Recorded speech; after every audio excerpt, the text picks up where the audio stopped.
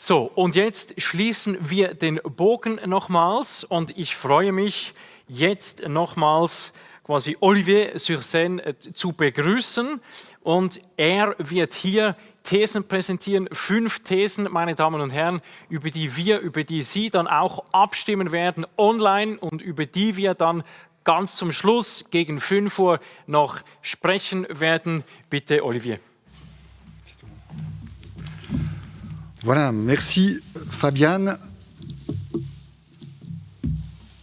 Le propos que j'ai maintenant donc, sera de vous présenter, donc, comme l'a dit Fabiane, 5 thèses qui résument pour nous à la fois le bilan de l'activité de Mouvessia, de l'accomplissement de la stratégie nationale, et qui doivent permettre de nous embarquer dans les échanges et la mobilité, la coopération de demain. Donc, plutôt que de faire un bilan classique de ce qui a été fait et vous raconter tout ce qu'on aimerait faire pour développer les échanges et la mobilité, j'en oublie d'enlever mon masque, c'est fait maintenant.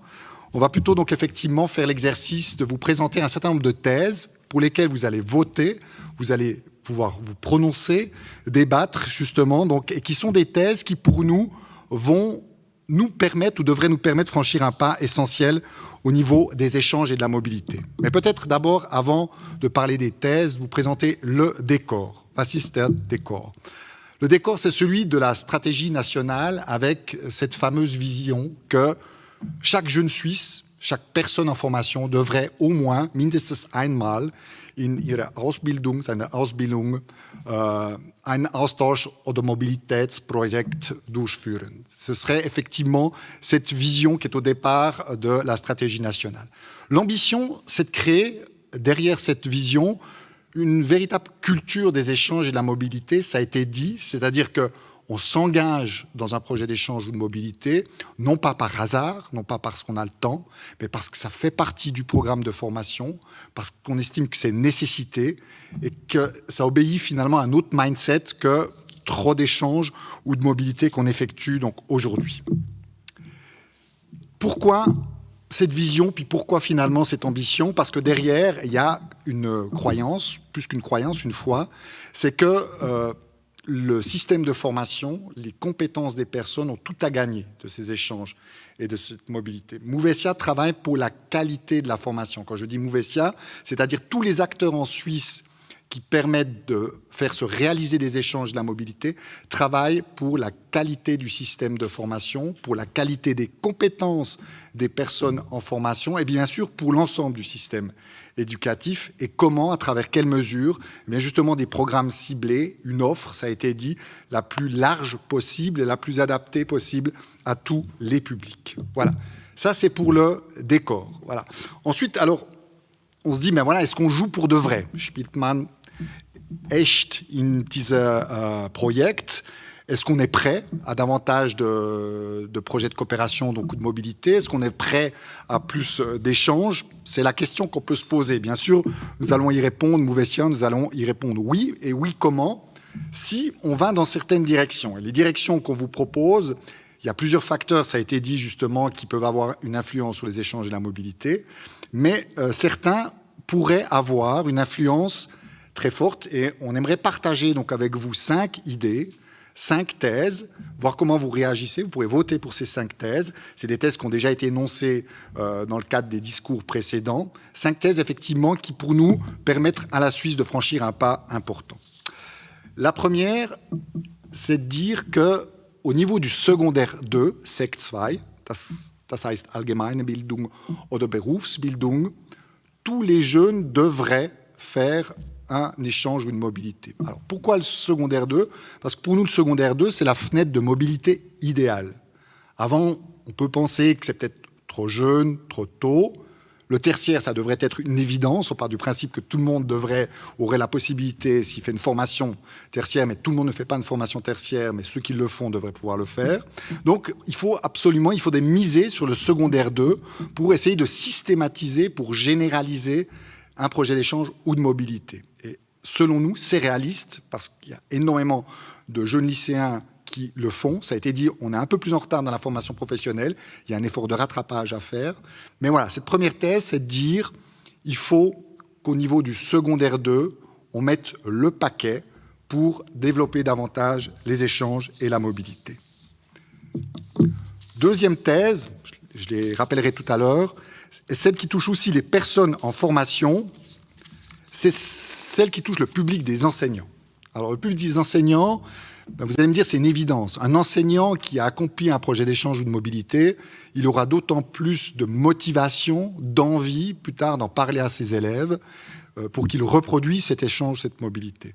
Donc ce public-ci, qu'on trouve dans les HEP, dans les hautes écoles pédagogiques, Pädagogische Hochschule ou dans d'autres institutions, il est très important parce qu'il a des valeurs multiplicatrices, Multiplikatoren-Effekt, on dirait donc en allemand justement, pour ensuite développer les échanges. Donc si on peut se fixer comme condition que tous les enseignants donc en formation mènent une expérience interculturelle, selon nous, on aura aussi franchi une étape, un pas important justement après justement donc cette installation d'une culture de l'échange et de la mobilité.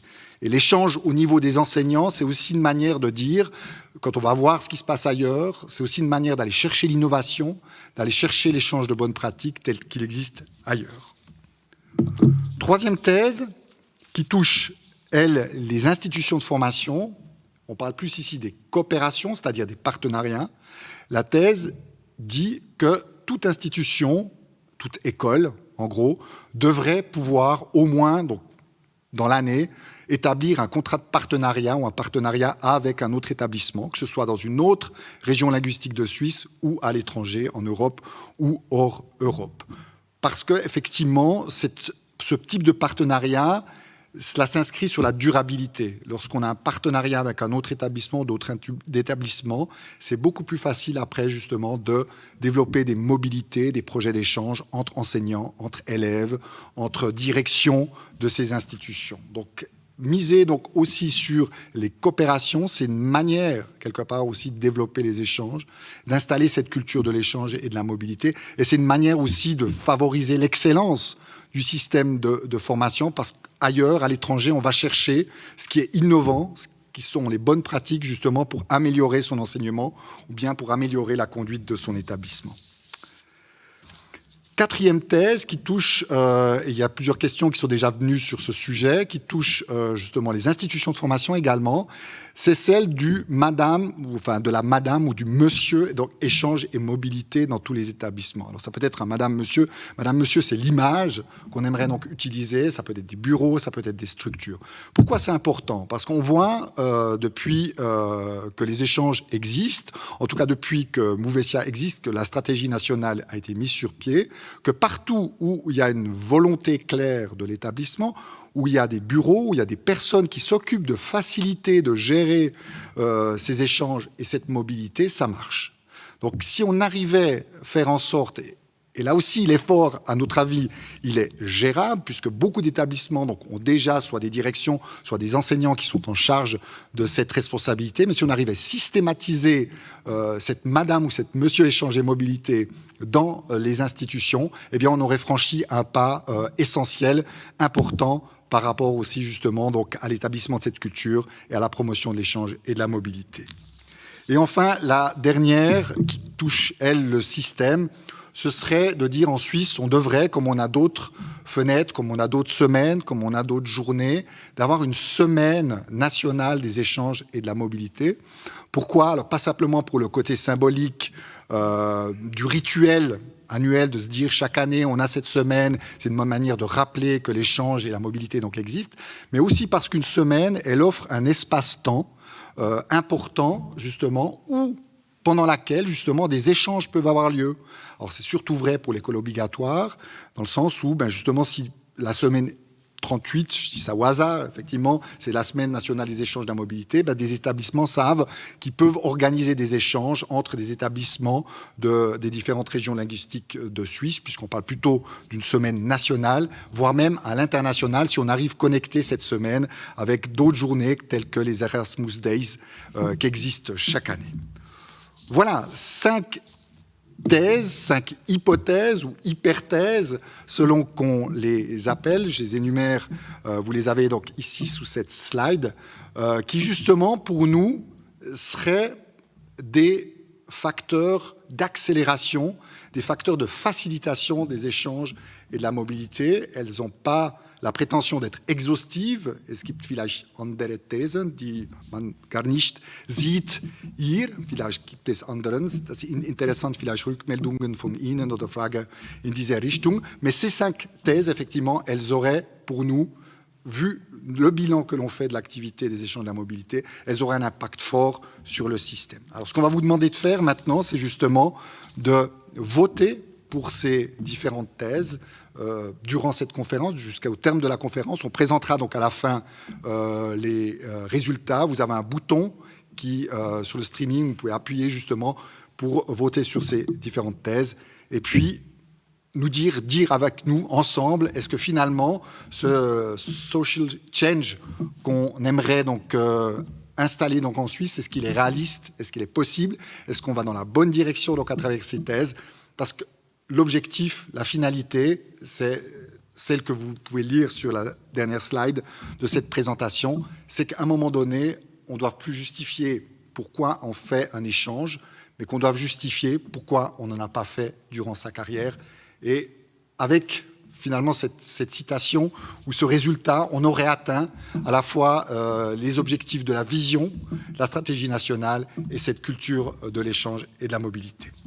Voilà. Merci beaucoup, Olivier Tschopf. Wir schreiten bald zur Pause, das heißt jetzt dann gleich. Pauseninfos folgen hier.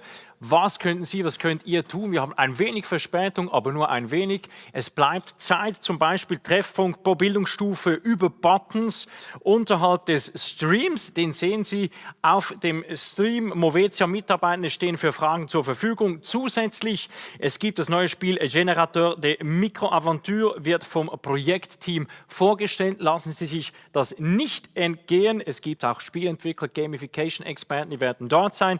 Und alle Räume sind offen, dann eine Viertelstunde Normalpause und wir treffen uns plus minus um 4 Uhr hier wieder. Gute Regeneration, alles durch den Kopf gehen lassen und jetzt schon den nächsten Austausch vorbereiten. A plus.